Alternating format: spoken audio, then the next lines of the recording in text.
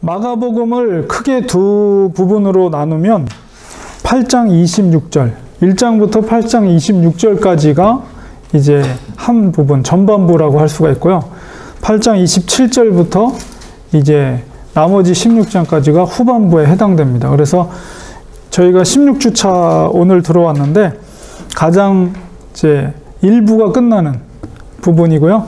다음 주부터 이제 마가복음 2부가 8장 27절부터 시작이 되는 부분입니다. 그래서 오늘은 마가복음 8장 1절부터 26절까지 26절은 아니고 21절까지 살펴보도록 하겠습니다.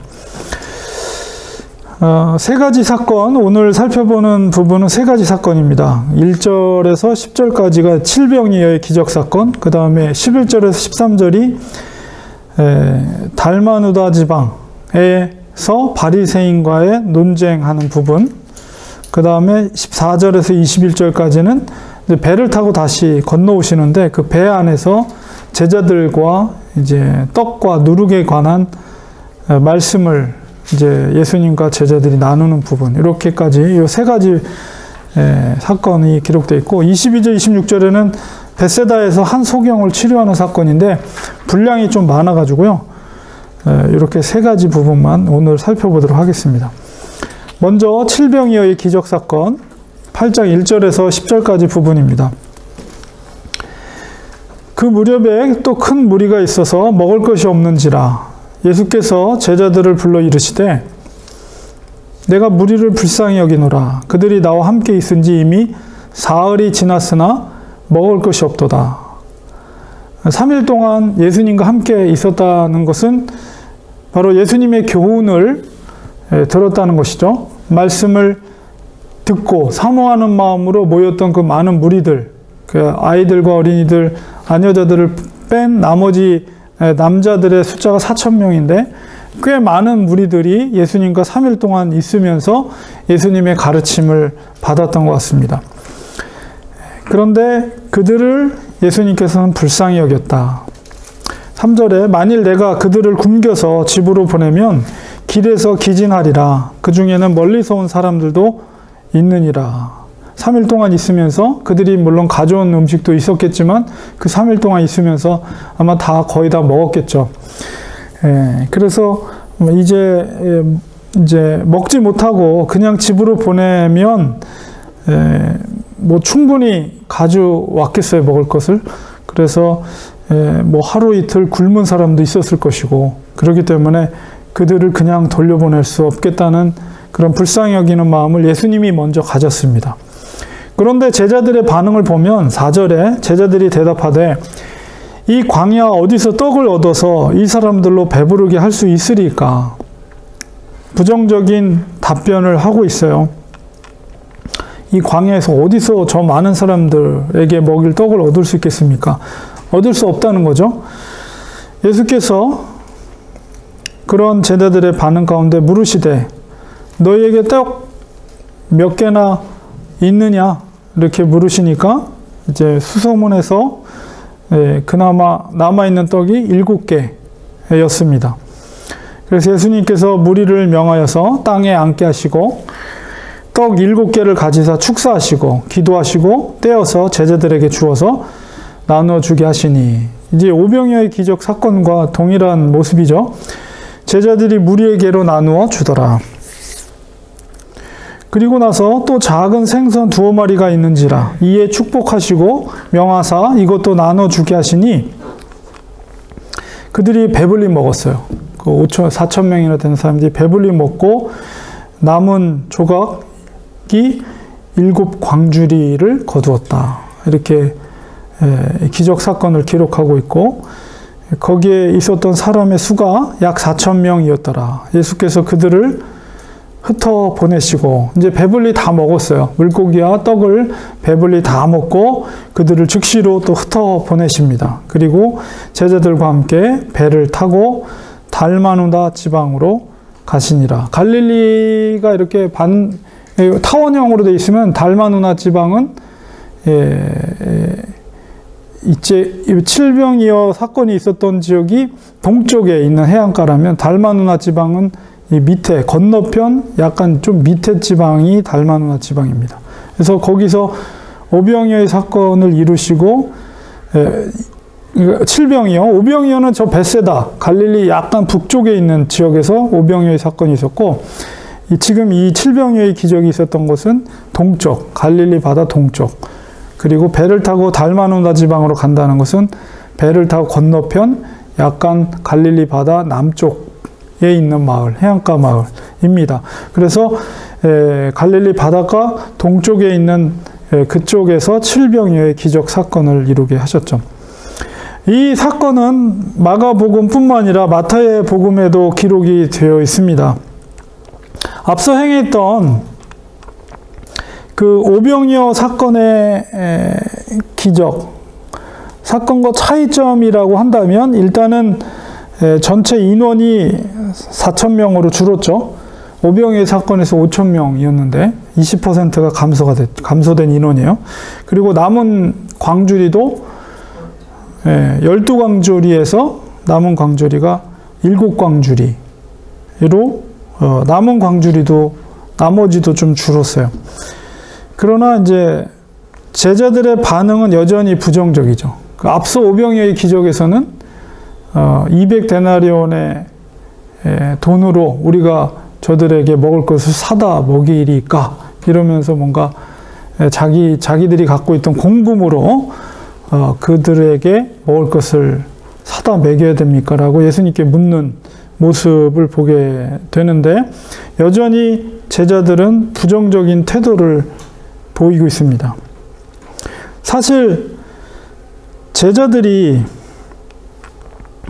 여기까지 이르기까지는 얼마나 많은 기적들을 체험했는지 몰라요. 그러니까 여기는 사실은 이제 공생의 기간이 거의 마무리되는, 그러니까 3년 동안의 공생의 기간 동안에 거의 2년 6개월 정도가 마무리되는, 갈릴리에서의 사역이 마무리가 되는 시점이면 굉장히 많은 기적과 이적들을 체험했고, 역시 오병이어라는 엄청난 기적의 동일한 사건을 체험했음에도 불구하고 또 어려운 동일한 상황 속에 처했을 때 이 제자들은 그 속에서 여전히 걱정하고 부정적인 태도를 갖고 있는 제자들의 모습을 보게 됩니다.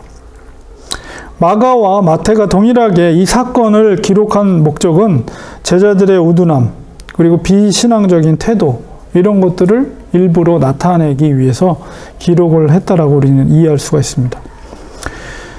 오병이어의 사건에서도 역시 마찬가지로 제자들은 어떻게 합니까?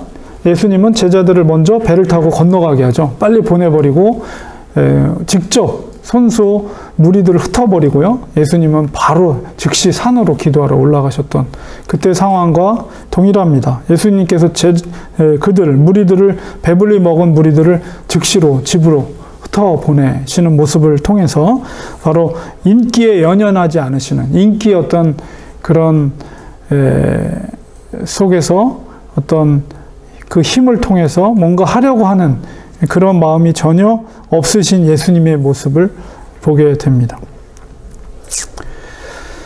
그리고 이제 두 번째 사건은 이제 배를 타고 달마누나 지방으로 이제 가셔서 그곳에서 이제 바리새인들을 만나게 되는데요. 8장 11절에 보니까 바리새인들이 나와서 예수께 힐난하며 그를 시험하여 하늘로부터 오는 표적을 구하거늘, 예수께서 마음속에 깊이 탄식하며 이르시되 어찌하여 이 세대가 표적을 구하느냐. 내가 진실로 너에게 이르노니 이 세대에 표적을 주지 아니하리라 하시고 그들을 떠나 다시 배에 올라 건너편으로 가시니라. 그러니까 그 달마누나 지방에 와서 바리새인들이 나와서 예수님을 직접 일부러 만나러 왔어요. 근데 여기 보면 힐난하다, 그다음에 시험하다. 힐난하다는 것은 비슷한 말이에요. 테스트하기 위해서, 예수님을 시험하기 위해서, 예수님을 뭔가 그러니까 예수님께 뭔가 진짜 이 하늘로부터 오는 표적을 구하는 것은 진짜 그 표적을 통해서 예수님을 믿겠다는 태도라기보다는 예수님을 시험하는 거예요. 그리고 예수님을 불신하는 태도를 이미 갖고 있어요. 그래서 하늘에서 오는 표적이라는 것은 엘리야 시대처럼 하늘에서 불덩어리가 떨어진다거나 하늘에서 천둥 소리가 번개가 친다거나 막 이런 것들을 예수님한테 요구를 하는 거예요. 사실 근데 이 표적이 없었나요?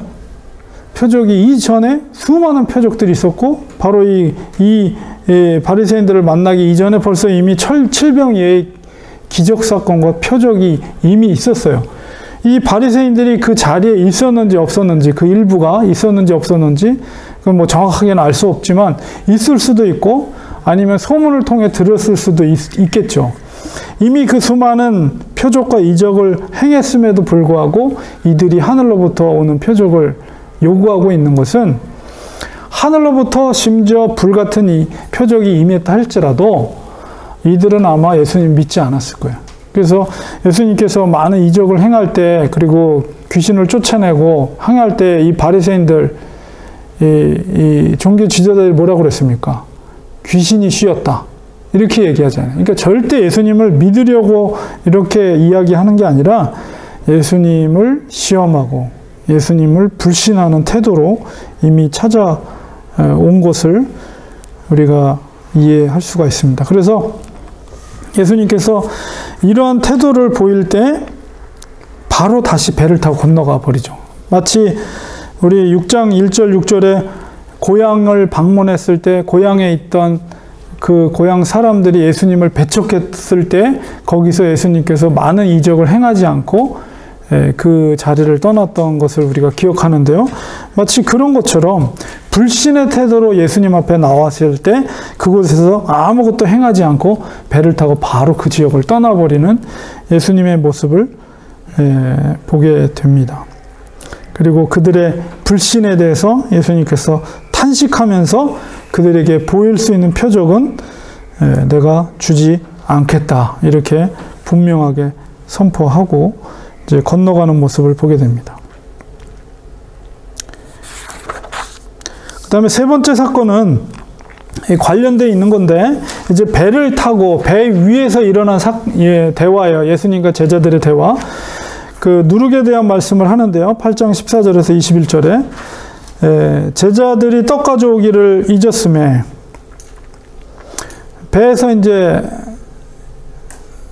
예수님과 제자들이 먹어야 될 떡을 챙겨 갖고 왔어야 되는 건데 제자들이 깜빡하고 떡을 챙겨 갖지 않고 그냥 왔어요. 그냥 떡 하나밖에 없는 거예요. 그 하나밖에 없는데 예수님께서 그 배 위에서 말씀을 하십니다. 경고하여 이르시되 삼가 바리새인들의 누룩과 헤롯의 누룩을 주의하라. 이런 말씀을 제자들한테 하시니까 이 제자들이 누룩 이야기를 하는 걸 보면 뭐 반죽, 떡, 예수님이 우리한테 먹을 떡 챙겼냐 이거 물어보시는 건가? 제자들은 아마 그런 생각을 한 것 같아요. 그래서 제자들이 서로 수군거리기를 이는 우리에게 떡이 없음이로다 하거늘 예수님이 지금 떡 챙겼냐 그거 물어보시나 봐 하면서 제자들끼리 수근수근 얘기하는 거야. 야, 왜 그걸 까먹었어? 왜 떡 챙기는 걸 까먹었어? 아마 자기들끼리 아마 그런 식으로 얘기를 했던 것 같아요. 그러니까 예수님께서 아시고 그들이 수군거리는 걸 아시고 이르시되 너희가 어찌 떡이 없음으로 수군거리느냐? 아직도 알지 못하며 깨닫지 못하느냐? 너희 마음이 둔하냐? 예수님이 하신 바리새인들의 누룩과 헤롯의 누룩이 무슨 말인지를 이 제자들이 아직 깨닫지를 못하는 거죠. 그리고선 예수님께서 말씀하십니다. 너희가 눈이 있어도 보지 못하며 귀가 있어도 듣지 못하느냐? 또 기억하지 못하느냐? 하면서 그들의 영적인 어두움, 그것에 대해서 이제 나무라시는 거예요. 그러면서 말씀하십니다. 19절에 내가 떡 5개를 5,000명에게 떼어줄 때 조각 몇 바구니를 거두었더냐? 그러니까 이르되 제자들이 12입니다. 대답은 잘해요. 20절에는 또 7개를 4,000명에게 떼어줄 때 조각 몇 광주를 거두었더냐? 이르되 7이니이다. 지금 떡 얘기를 하는데 제자들이 떡 얘기를 하는데 예수님께서 5병이의 기적과 또 7병이의 기적 사건 속에서 그들이 배불리 먹고도 몇 광주리가 남았느냐 이렇게 물어봐요. 그래서 대답을 하죠. 12광주리요 7광주리요. 제자들이 대답할 때 이르시되 아직도 깨닫지 못하느냐? 이렇게 말씀하시죠. 그래서 지난주에 우리가 소그룹 시간에 나눴던 이야기가 제자들이 깨닫지 못한 것이 무엇입니까? 이런 이야기를 나눴는데요. 예수님께서 지금 무슨 얘기를 하는 거예요? 떡에 대한 이야기가 아니라 이런 오병이어의 기적과 칠병이어의 기적을 통해서 예수님이 예수님이 누구신가에 대한 것에 대해서 너희들이 아직도 깨닫지 못하느냐. 그리고 지금 바리새인들의 누룩과 헤롯의 누룩이라고 했는데, 이 누룩이라는 것은 뭡니까? 효모죠, 효모.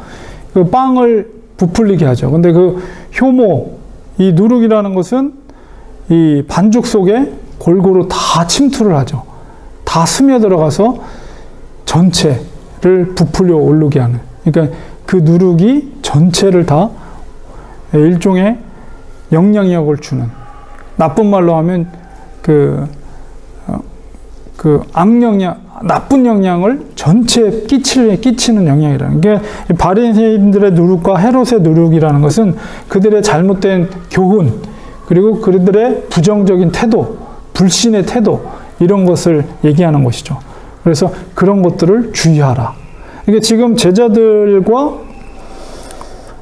이 바리새인과 또 종교 지도자들에게도 예수님께서 동일한, 제가 이제 생각해 보기에 이제 그런 질문을 했는데, 바리새인들과 이 종교 지도자들에게도 그들의 영적으로 눈이 있어도 들을 귀 있는 자는 들으라, 이런 말씀을 자주 하셨거든요. 그러니까 영적인 귀가 있는 자들은 내가 하는 말이 무슨 말인지 알 것이다. 이제 그런 말씀인데, 듣고도 알지 못하고 깨닫지 못한다는 것이죠. 그런 바리새인들이. 그런데 지금 그러한 질책을 이 제자들한테 동일하게 하고 있는 거예요.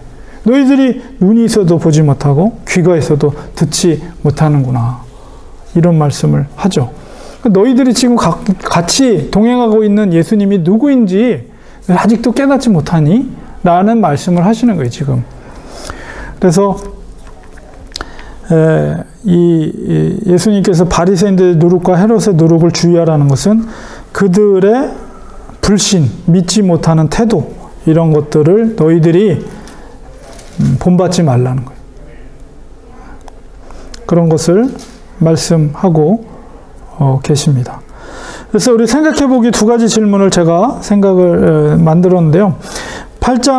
마가복음 8장 11절, 13절에 있는 이 바리새인들과의 논쟁의 사건이 마태복음 16장 1절, 4절에 그대로 기록이 되어 있습니다. 그런데 조금 더 자세하게 마태복음에 기록이 되어 있거든요. 그것을 한번 비교해서 읽어보시고, 마태복음에서 예수님께서 그들에게 보여줄 표적은 요나의 표적밖에 없다는 말씀하시거든요.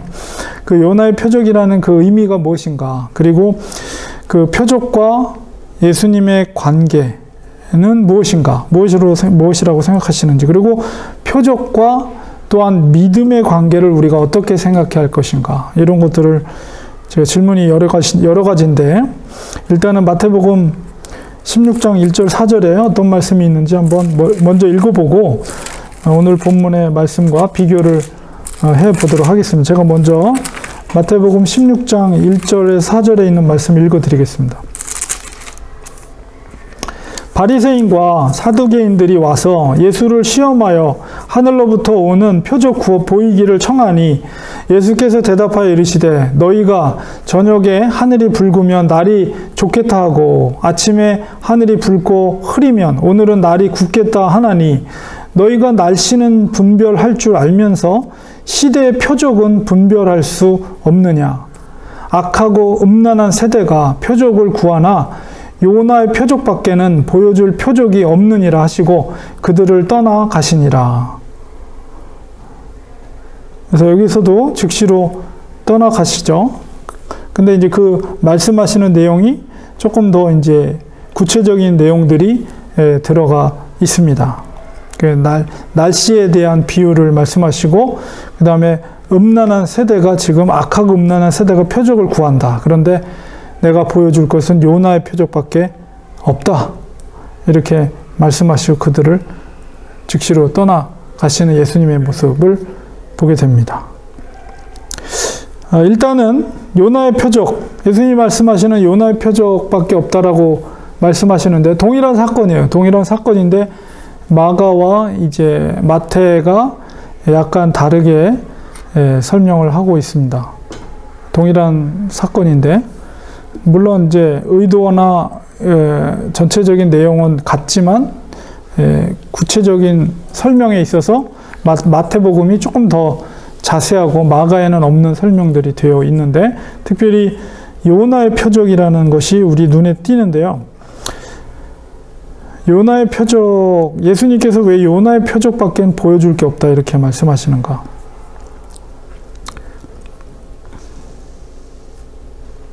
그리고 우리가 이제 조금 더 이해할 것은 하늘로부터 사두개인과 바리새인들이 요구했던 하늘로부터 오는 표적이라는 것은 정말 제가 말씀드린 것처럼 하늘에서 뭐 불이 떨어진다거나 아니면 뭔가 천둥속 그런 엄청난 일들이 일어난다거나 음성이 들린다거나 이런 것들을 요구한 거거든요.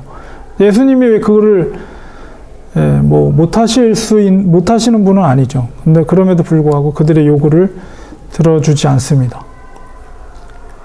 말 그대로 그들이 악하기 때문에. 그냥 설명을 드리면 일단 예수님의 표적들, 이제까지 예수님의 표적들을 보면 대부분이 어떤 표적이냐면 대부분이 병을 치유하고 귀신을 쫓아내요. 그러니까 구약에서 엘리야 선지자라든가 모세라든가 이런 하나님의 사람들을 통해서 하나님께서 놀라운 기적과 이적들과는 성격이 좀 다르죠. 물론 바다를 잠잠게 한 그거는 약간 좀 저기 하지만 어쨌든 그것도 뭐 하늘로부터 이렇게 뭔가 내리거나 이런 것들은 아니에요. 그 대부분이 사람들과의 관계 속에서 병을 치유하거나 죽은 자를 살리거나 혹은 귀신을 쫓아내거나 이런 것들, 그리고 오병이어처럼 이게 사람들의 관계 속에서 먹을 것을 베풀어 주거나 그 기적과 표적들 속에 담겨져 있는 어떤 하나님 나라의 특징들, 이런 것들이 있는데요. 그냥 쉽게 말씀드리면 하나님의 나라는 바로 생명과 관련되어 있는 거예요. 사람을 살리는 것들. 그래서 그것과 관련된 표적과 기적들이 예수님의 그 기적 속에는, 신약의 기적 속에는 그런 것들이 대부분이에요. 그래서 하늘로부터 뭔가 내려오는 그런 표적들은 하나님께서 원하셨던, 예수님께서 원하셨던 하나님 나라, 사랑과 생명을 살리는 이런 것과는 약간 성격이 다르죠. 그렇기 때문에 지금 하나님이 예수님께서 행하시는 표적들은 바로 그런 성격이 담겨져 있는 것이고요. 그 다음에 요나의 표적이라는 것은 뭐냐? 요나의 표적이라는 것은 예수님이 보여줄 것은 요나의 표적이다. 이것은 바로 예수님께서 앞으로 행하게 될 바로 예수님의 죽음과 부활을 상징하는 거예요.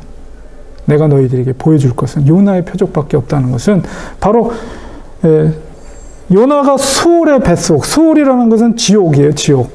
지옥의 뱃속에서 3일 동안 있었죠.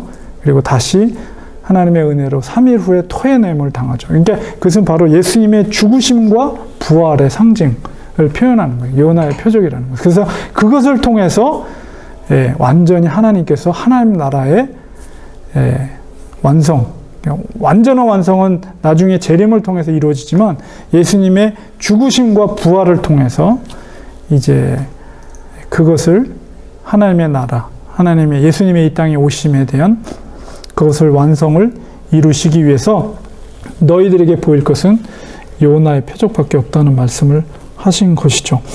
자, 그렇다면 표적과 예수님의 관계는 무엇인가? 라고 했을 때 사실